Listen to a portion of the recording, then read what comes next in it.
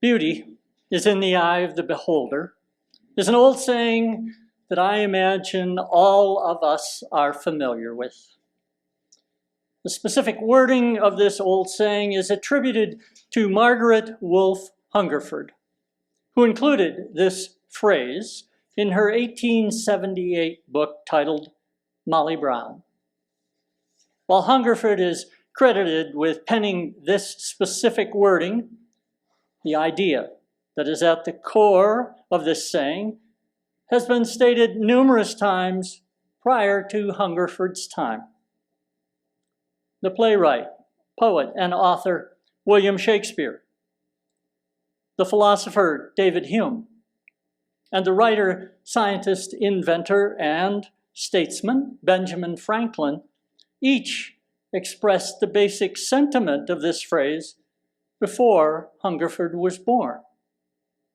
While Hungerford and Shakespeare specifically mention the eye as the means to perceiving beauty, Hume and Franklin didn't limit the perception of beauty just to the eye.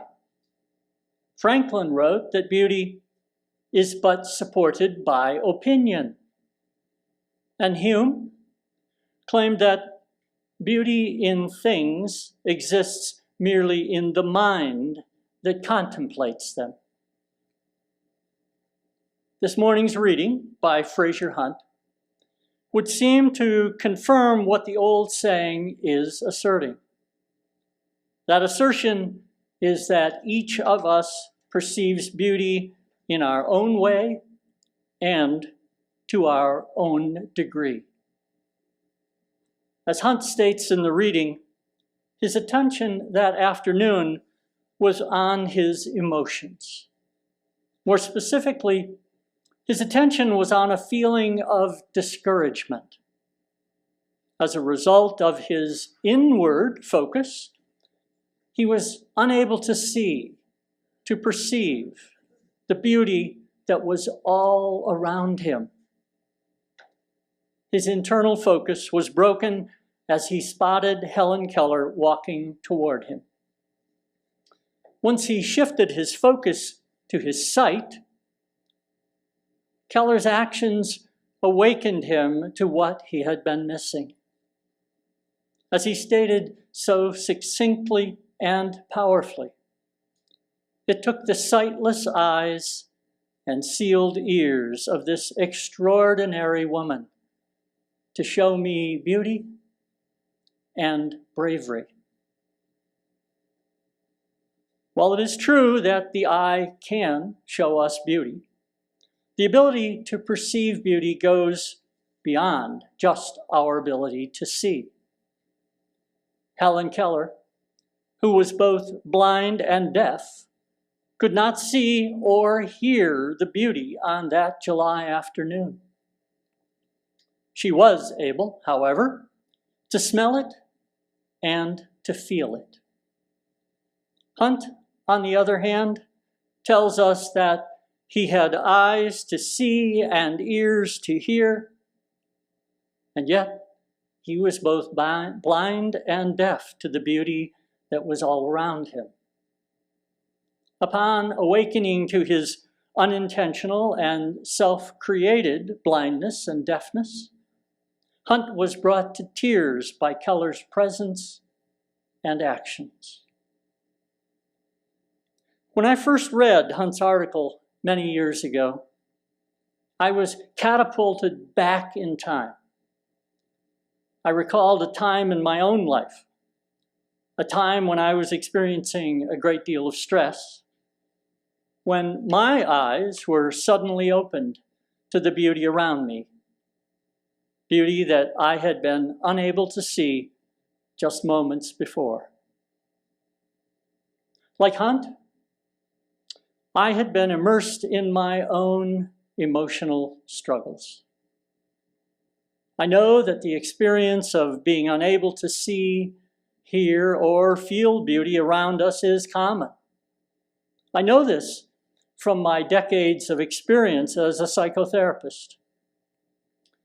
There were so many times during my counseling career when a client would tell me about how they came to recognize and appreciate something beautiful that they had previously been unaware of. My guess is that many of you have had such an experience. These experiences are opportunities for us to gain awareness and insight. They benefit us in the moment, and they can also benefit us long term if we recall and refer to them periodically. Recalling such experiences periodically can remind us that there is more to perceive than we are usually aware of in any given moment. Our story for all ages this morning offered another example of awakening to beauty. The beginning of this story seems to affirm the old saying that beauty is in the eye of the beholder.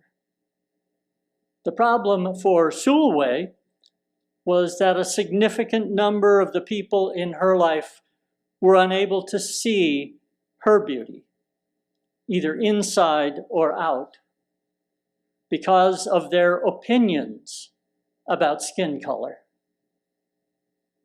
The messages Sulway received from her classmates came through loud and clear. Light and bright skin color was beautiful. Dark skin color was not. The message that was conveyed so powerfully to Sulway is one that is received by many people of color in this country as well as other parts of the world. It is a message that isn't just harmful to the individuals who receive it. The message is harmful to all of us. It is harmful to all of us since it hampers the ability to experience the beauty of skin that is dark in color, as well as the beauty that a person's skin surrounds, the beauty that is at the core of a person's being. In order to become awakened to her own beauty, Sulway needed more than just her eyes to be opened. She needed affirmation. She needed affirmation because her eyes weren't able to see the physical beauty of her dark skin. The message she had been given, and which she had come to believe, influenced her mind and her opinion to the point where she couldn't see the beauty of her skin or of herself as a person. As with our reading, the first time I read Sulway, I thought of a time in my own life when I was unable to see myself in a positive way. Like Sulway, this occurred when I was a child. And, like Sulway, my perception of a particular physical aspect of my appearance seemed anything but beautiful to me. This kind of experience is so common that there are all manner of businesses, including large companies, that market ways for people to see and feel themselves to be beautiful. While these businesses and companies may provide significant benefit through what they offer, I find it sad that so many people have difficulty experiencing the beauty that is their very essence. The Libby Roderick song we sang just a few minutes ago, "How Could Anyone?" calls us to recognize our own beauty. It is also an anthem that encourages all of us to affirm the beauty in the people we know, as well as those we don't know. On one level, both the reading and the story for all ages seem to affirm that beauty is in the eye of the beholder. And yet both also challenge, in one way or another, some aspect of this old saying. I have already mentioned some of the ways both the reading and the story for all ages present alternative perspectives to what this old saying asserts. There are probably other alternative perspectives that the reading or the story brought to mind for you. I hope you will share the alternative perspectives with me or with one another at some point in the near future. It seems clear to me that each, in their own way, the old saying, the reading, and the story Sulaway, tells us that there are times when we are blind, deaf, or numb to beauty that is present around us, as well as at the core of our being. What are we to do then to gain more awareness of this beauty that we are missing? How do we open our senses and expand our opinions or perspectives to experience the beauty that we are not perceiving? Even if I knew all of the ways that we might experience the beauty we are missing, which I don't, I certainly couldn't talk about more than a few of them in one sermon. This morning, I would offer two ways that we might heighten the awareness and experience of beauty. The focus of the first of these two ways involves how each of us can increase our own awareness and experience of beauty. The first step is to make a conscious decision every day to discover and appreciate the beauty that is present around us. Making a conscious decision every day to be aware of beauty alerts all of our senses. By setting an intention in our mind, we invite our senses to be open to and on the alert for beauty. Once we have set an intention, our senses will seek to fulfill that intention. And if you want to take this a step further, you could consider creating some type of daily practice of seeing, hearing, or feeling beauty. Developing such a practice can enhance your perceptive acuity. Developing such a practice can increase the likelihood that you will be able to perceive beauty in places and things that you previously didn't even notice. The second way focuses not on how we might personally experience more beauty, but on how we might increase the experience of beauty for others. The reading by Fraser Hunt, the story Sulaway, and the hymn, How Could Anyone, each offer examples of how someone can open another's awareness to beauty. The reading by Hunt tells us how one person, by their mere presence, can open the eyes of another to the beauty that surrounds them. Any of us can do this for another in so many different ways. I am sure all of us can imagine multiple ways we could do this. The story and the hymn, on the other hand, offer examples of how one person can assist another in recognizing their own beauty. I am sure all of us know how to assist another in recognizing physical aspects of themselves that are beautiful.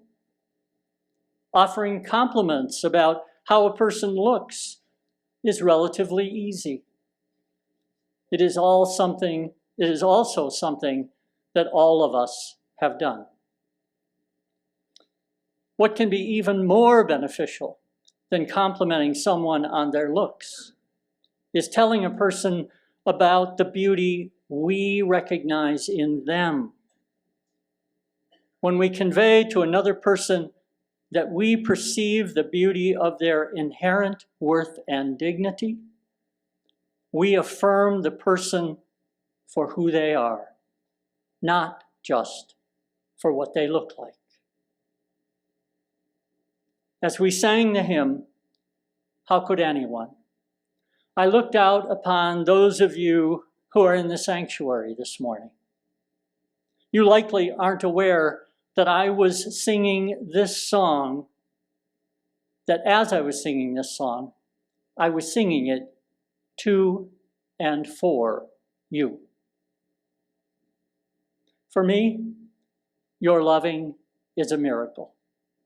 You are connected to my soul.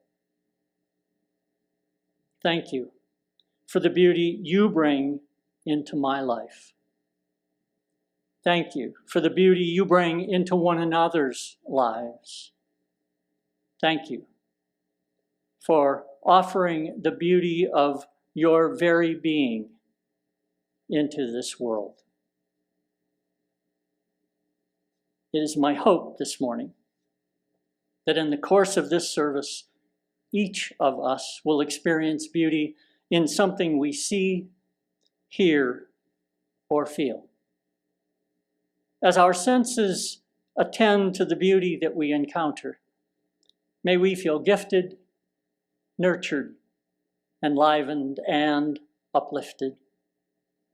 And as we go forth from this place and these people, may we frequently be awakened to the beauty that is both around us and within us. May we remember that we have the power, through our words and actions, to assist those we encounter to see and feel the beauty that is within them. Awakening to beauty brings joy to life and makes the world a better place to live. A better place to live for you, for me, and for all of us. Blessed be.